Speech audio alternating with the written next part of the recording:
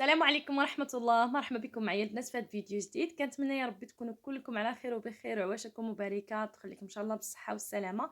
هنايا البنات غادي نشارك معكم هاد الغريبة ديال اللوز اللي ما شاء الله كتجي معلكة معلكة ولذيذة والمذاق ولا اروع، وخصوصا كتكون طيب في الفران كتعطي واحد الريحة غزالة ما فيها لا زيت لا زبدة لا طحين. كما كتشوفوا معايا المقادير ديالها بسيطة. دوزو للمقادير على بركه الله. بسم الله. كما كتشوفوا معايا هنا عندنا 250 غرام ديال اللوز، عندنا 2 معالق كبار ديال كونفيتير ديال المشماش، كذلك عندي 5 غرام ديال خميره الحلويات، كنحتاج بيضه وحده وصفار بيضه، عندي 2 المعالق ديال الزبيب اللي كيكون نشف ومسحه هكا بشي سربيته كل فازكه شويه. هنا عندي 3 المعالق ديال السكر سنيده وقبيصه ديال الملح، وهنا عندي النكهه ديال الحامض. الا عندكم النكهه ديال الليمون يكون احسن، الا ما متوفرنش عليها حتى ديال الحامض ما تضيفوهاش الا ما متوفرنش عليها، يكفي غير هاد المقادير. هنايا طبعا كندوز كنطحن هاد اللوز هذا، طبعا تكونوا من قبل ماسحينه بواحد السربيته تكون فازكه هكا شويه وتنشفوها وتمسحوه مزيان طبعا من الغبره ديالو. هنايا البنات كندوز نهرمش هاد اللوز هذا كما كتشوفوا معايا، كنهرمش واحد شويه بالهشوار هكا، ما ديروش في الطحانه اللي كطحنوا حتى يطلق الزيت، غير هكايا. غادي نزيد عليه ديك 3 المعالق ديال السكر السنيده، المعلقه كبيره اللي وزنت بها، حتى كنردوه بحال هكا، يعني كنبقاو نطحنوه مزيان ماشي حتى يولي لنا مزيت، وانما يولي غير بحال السميده ديك الرقيقه اولا بحال الكسكسو الرقيق. هانتوما كما شفتوا راني قربت لكم الصوره.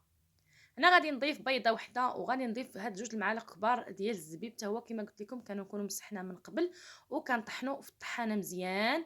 الا عندكم الزبيب الابيض يكون افضل، انا وضعت غير هاد الاسود هو اللي عندي، فاذا كتوفرتوا على الابيض يكون احسن. صافي كنضيفوا الكونفيتير، كنضيفوا الخميره الحلويات كما شفتوا معايا، ديك ربع ملعقه ديال النكهه ديال الحامض، الا متوفر عليها ما متوفرش ماشي ضروري. انا كما قلت لكم غادي نضيف ديك صفار بيضه بحق، حتى غادي نخلط المكونات اولا.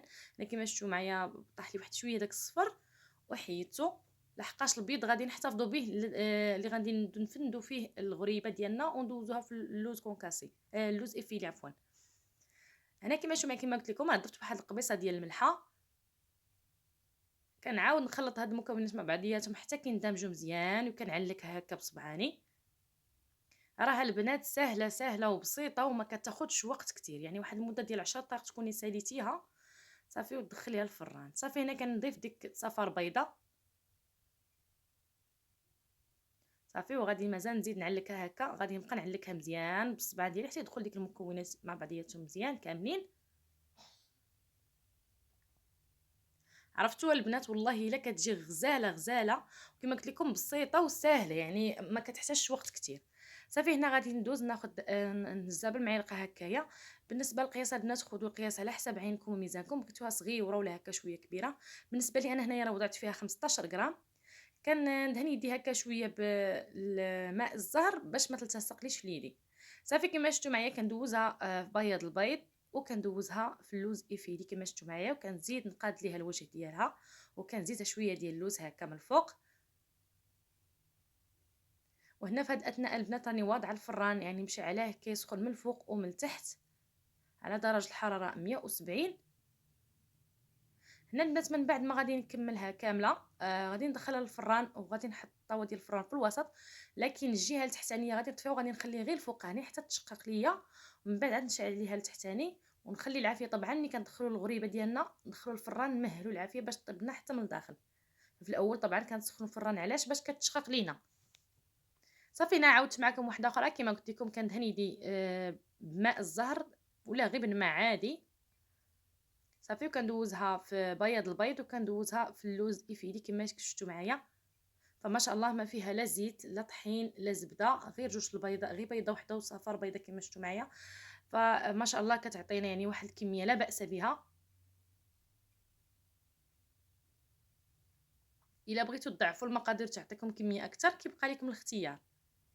صافي هنا كما قلت لكم بعد ما وجدتها كامله غادي ندخلها للفران، غادي نخليها تتشقق ونخرجها ونشاركها معكم. بالنسبه للكميه ديال اللوز افيلي اللي خدات ليا البنات هي 80 غرام. كما قلت لكم هنا من بعد ما غادي نخرجها في الفران فما شاء الله كتشقق، وحتى المنظر ديالها كيجي زوين، كتجي مذهبه هكايا. بالنسبه للبنات هنا الا بغيتو دهنوها بشويه ديال الناباج من الفوق فكيبقى لكم الاختيار، اولا بشويه ديال العسل يعطي داك اللوز يفيدي واحد اللمعة أكتر، فأنا ما دهنتهاش، فهي أصلًا راها معلكة وبنينة ولذيذة. أنا قلت لكم كإضافة إلا بغيتو دهنوها باش تجيكم ملمعة. هنايا البنات كيما قلت لكم غادي نقسم معكم واحد الوحدة ونشاركها معكم باش تشوفوا التعليكة ديالها كيفاش كتجي. كما شفتوا معايا كتجي معلكة نيت ولذيذة، فكنتمنى انكم تجربوها. كما قلت لكم حلوه ديال 10 دقائق دغيا كتوجد بالزربه. ما تنساوش البنات طيبوها في الفران غير مده ديال 10 دقائق، ما تخليوهاش اكثر. فما بقى لي نقول لكم السلام عليكم.